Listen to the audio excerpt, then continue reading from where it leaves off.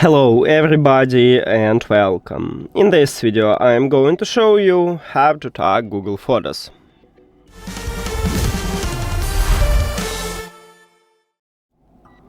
Firstly, we need to enable group section. So open Google Photos application, click at the profile icon at the right top and go to Google Photos settings. Then Preferences and click at the group similar faces. Firstly, we need to enable face group. Okay. And you can also select to show pets with people. Let's do this. Now go back and right here, right now we can tag the face. So let me select someone, let's say this person.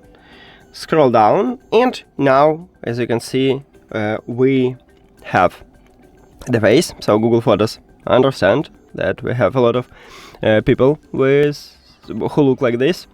We can give it a name. Let's call it Mary. Here we go, and we give it a name. You can also add description to this photo, but sometimes Google Photos is not recognized.